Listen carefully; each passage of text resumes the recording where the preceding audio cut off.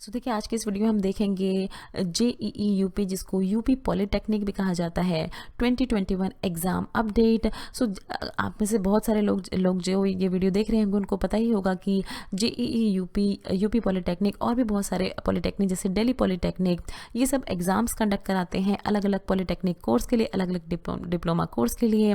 क्योंकि हमारा फार्मेसी का चैनल है तो इसमें हम स्पेसिफिकली बात करेंगे फार्मेसी से रिलेटेड कोर्सेज जैसे डी फार्मेसी एंट्रेंस एग्ज़ाम की बात करेंगे। इसमें हम आपको बताएंगे एलिजिबिलिटी क्राइटेरिया क्या है। आप अगर डी फार्मेसी कोर्स में एंट्री पाना चाहते हैं, डी फार्मेसी कोर्स करना चाहते हैं आफ्टर 12th, तो क्या किस तरह से आप एलिजिबल हो सकते हैं and how to fill the form, किस तरह से आप फॉर्म फिल कर सकते हैं अगर आप एलिजिबल हैं तो।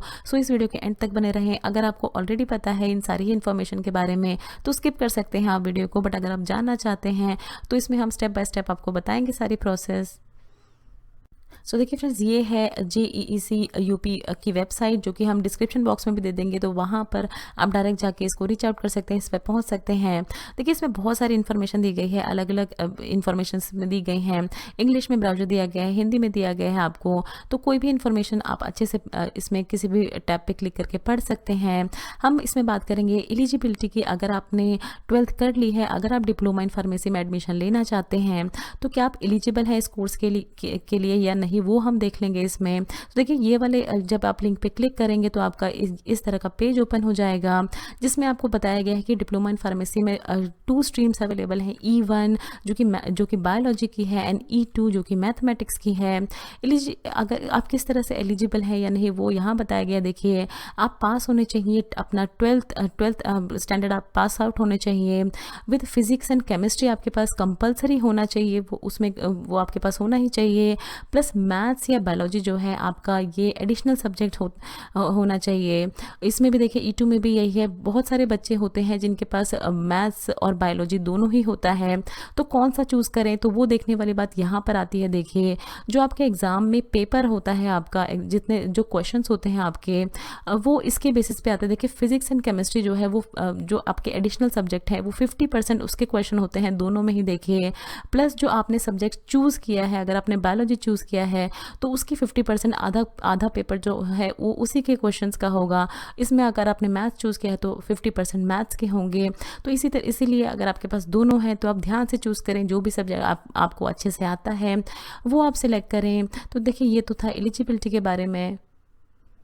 तो फिर अगर हम देख लेंगे, देखिए किस तरह से आप फॉर्म फिल करें, तो यहाँ पर आप नीचे आएंगे। देखिए यहाँ पर सारे ही टैब्स दिए गए हैं अलग अलग कोर्सेज़ के लिए। हम बात करेंगे फार्मेसी कोर्स की। इस पे जब आप क्लिक करेंगे इस लिंक पे, देखिए इस तरह का आपका पेज ओपन हो जाएगा जहाँ पर आपको न्यू रजिस्ट्रेशन पे क्लिक करना है।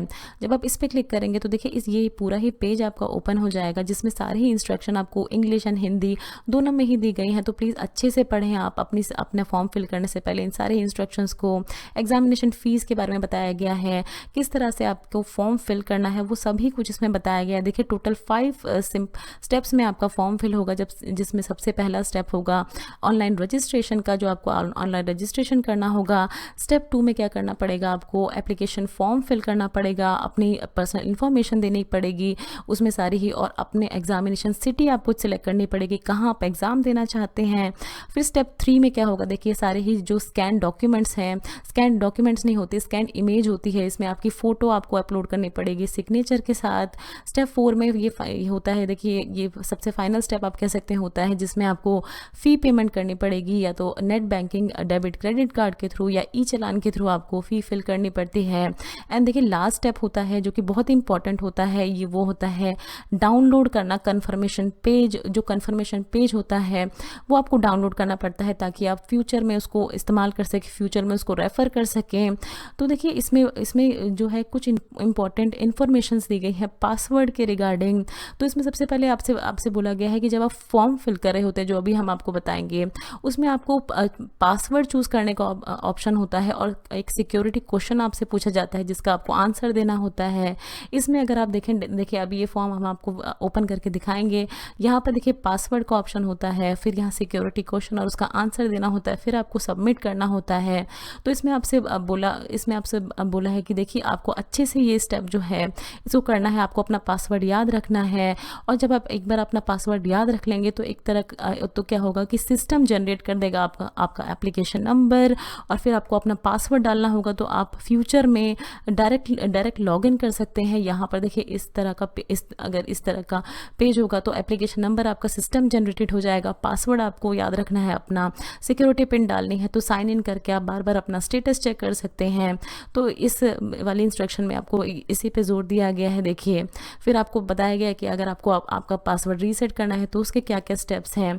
जब आप ये सारे इंस्ट्रक्शंस पढ़ लेते हैं तो यहाँ पर आपको राइट क्लिक करना है, और फिर आपको देखिए इस पे क्लिक करना है, क्लिक हेयर टू प्रोसीड। तो ये आपका ये जो है फाइनल फॉर्म अभी आपको दिखेगा। देखिए ये पूरा ही फाइनल फॉर्म जो है ये ओपन हो जाएगा।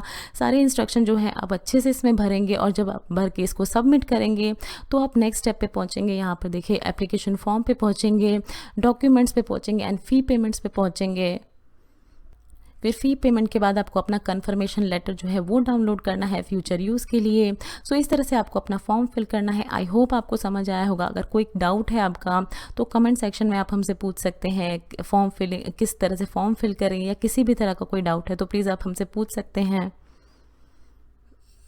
ये कुछ हमारे रिलेटेड वीडियोस के लिंक हैं जिन पे क्लिक करके आप उनको देख सकते हैं। दोस्तों, लर्निंग फार्मेसी पे आने के लिए और ये वीडियो देखने के लिए आपका बहुत बहुत शुक्रिया। मिलते हैं अगले वीडियो में।